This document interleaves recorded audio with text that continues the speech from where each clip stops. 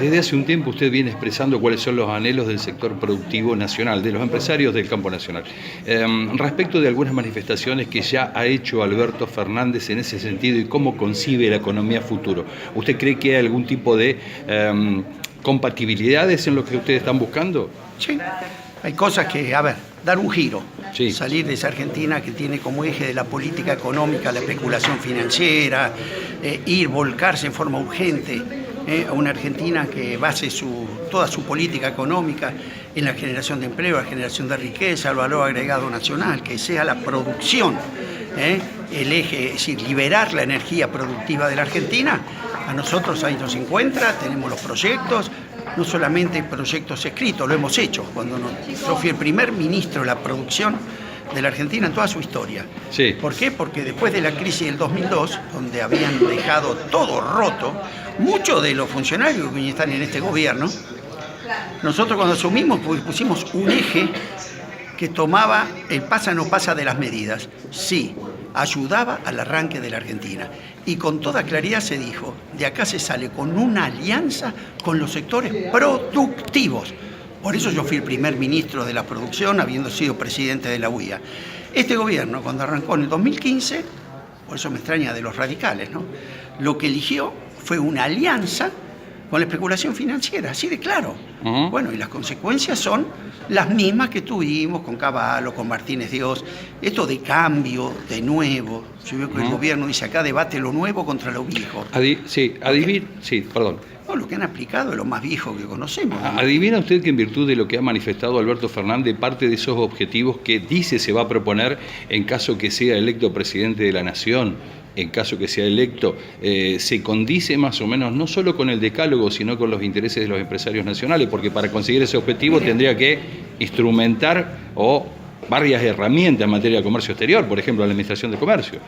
Mire, si hace esa política, quédese tranquilo que nos va a contar a su lado. El modelo productivo competitivo con el cual se salió de la crisis del 2002 y se extendió hasta el 2011, sí. Lo hemos sido nosotros los fundadores, con Labaña, con Pilianelli, en mi caso con el gobierno de Duhalde, en el 2002. Y después fue muy exitoso, con tres patas que lo sostenían, que era el tipo de cambio competitivo, sí, la baja inflación y los superávit gemelos. Hay que volver a esos motores. Y no me cabe duda que si el Frente para la Victoria, si es gobierno y aplica eso, va a contar con nuestro apoyo. Él dice que sabe y que va a tener en cuenta mucho lo que aprendió respecto de los 5 años en los que fue jefe de gabinete. Esto está hablando del inicio o las políticas de Néstor Kirchner. ¿Usted cómo las identifica? Por eso yo cuando se habló de la década pasada, siempre fui claro. Dije, acá no hubo una década ganada y una década perdida. Hubo una década partida.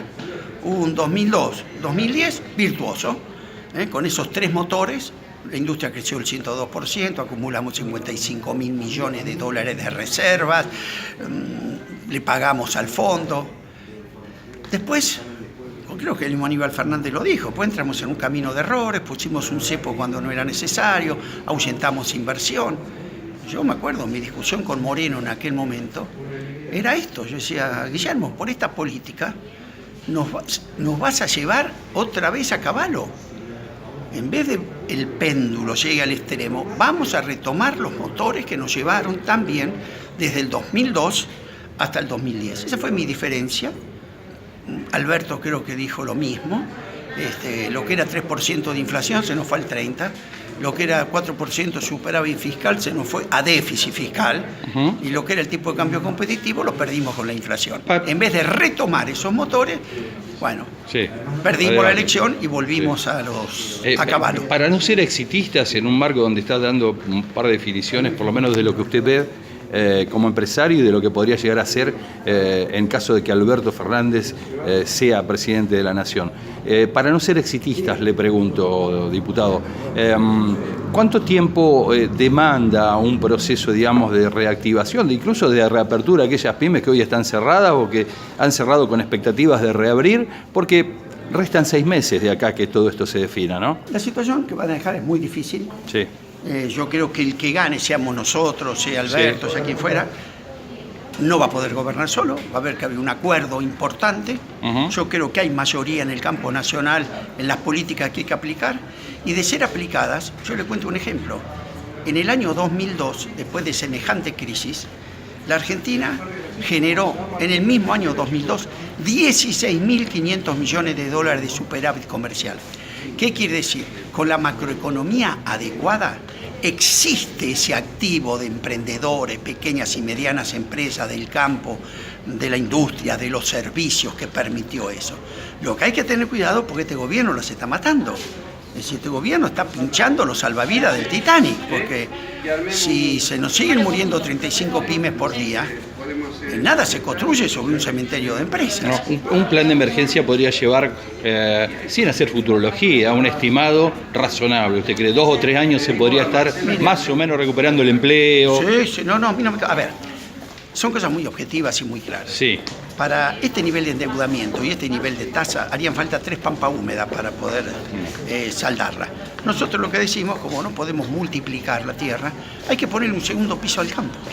¿Qué quiere decir? Si en vez de exportar trigo a $170, exportamos harina a 400, o exportamos pastas y galletitas a 1.600, es decir, duplicamos, triplicamos los valores de la exportación agropecuaria, no cabe duda que la salida es rápida. ¿Por qué está tan desvirtuado en la cabeza de la población de Mendiguren que los silos en Argentina no tienen que estar en el puerto, sino en el medio de la pampa para distribuirlo radialmente a quienes hagan harina? Comparto absolutamente. Yo un día le decía al presidente Kirchner, que me llevó a una reunión, me llevó qué medidas tomaría. Lo primero, dinamitaría todos los silos de los puertos, le digo.